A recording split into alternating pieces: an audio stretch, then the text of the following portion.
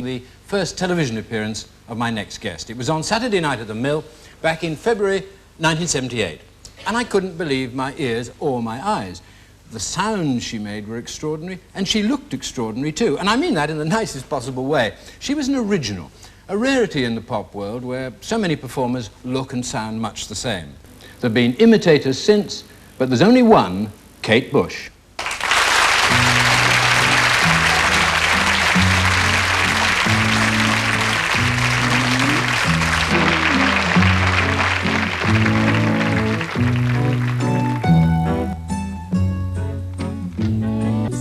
Ladies and gentlemen, Kate Bush.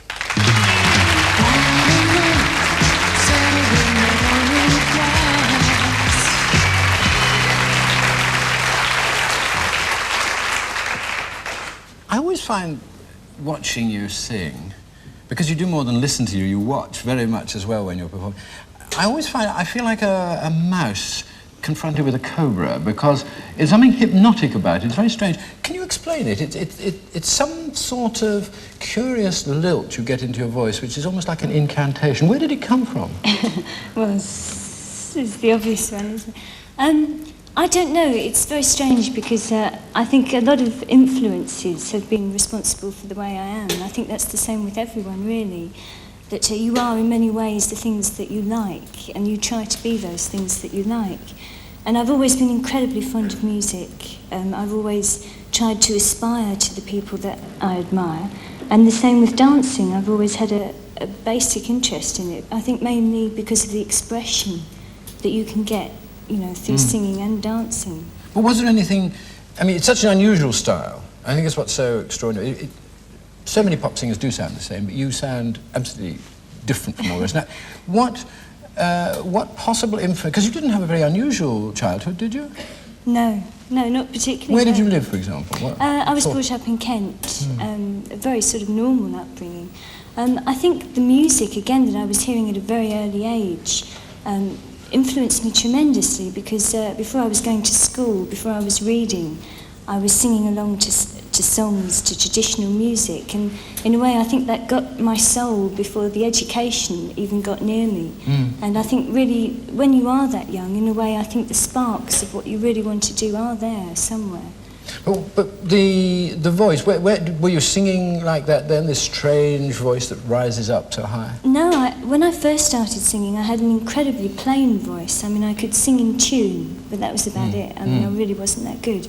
And really all I did was sing every day, because I was writing songs, I would sing them. I was concentrating much more on my writing, and therefore my voice came through that. And every day I'd be at the piano for hours, so really it was just a gradual progression from something that started. Do you like your own voice? No, I don't, and I think this is a problem that an awful lot of artists have. They can't actually enjoy what they do, or their voice, or whatever it is, to the fullest, because they are themselves. It's very painful for me to listen to my voice sometimes, as it is for other people who don't like it. But it's something that you have to try and accept, that you have limitations, and that's what you go for. You have some very exotic body language too. Where did that come from? Did we have special training for that? Yes, I did train, but when I left school, I knew that I wanted to do music, but I also knew that there was something missing from the expression, and I was very lucky just to see an ad in a paper. I went to see a show, and it was Lindsay Kemp, and really I'd never seen anything like it before. And what he was doing was he was using movement without any sound at all, something I'd never experienced.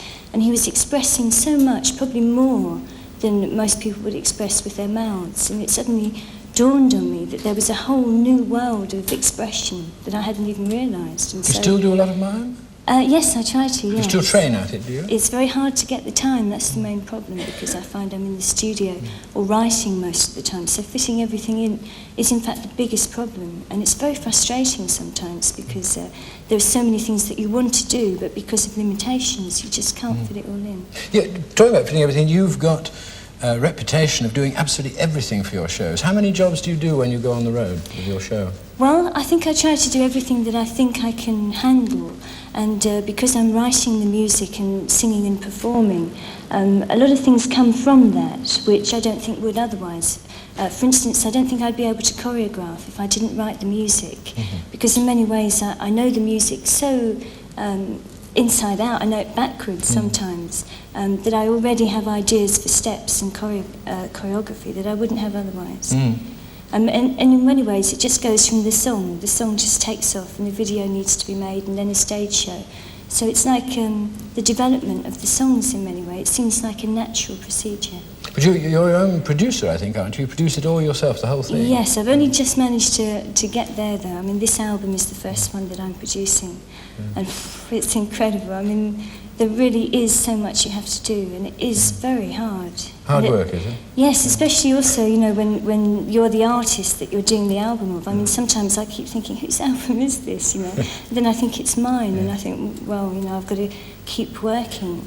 I think I wouldn't be able to if I didn't feel that the songs need to be presented to people. The strange thing about you is that you introduced a very original style. It didn't grow slowly. It was there, boom, the first time I saw you, I said in 1978, there it was. How do you see it developing? Well, I see it developing especially on the stage. I think that's where I found something.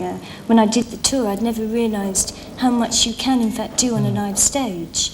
I think there's a lot that's used in video and film that has never really been explored in a live sense, and I think there's a lot that you could do there that I would like to try and do, yes. Apart from yourself, where do you think pop music is going at the moment? I sometimes get the feeling that apart from individualistic performers like yourself, a lot of it is beginning to sound, maybe I'm getting old, but it sounds all the same to me now, a lot of it, on Top of the Pops.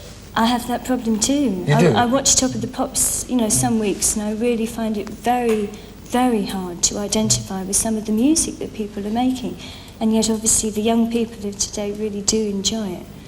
Yes, but I think it's so marvellous that we have in this country produced another original performer, one of the most unusual singers I've ever heard. And I certainly, unlike you, I enjoy your voice very much indeed. Thank you. Ladies and gentlemen, Kate Bush. Thank you.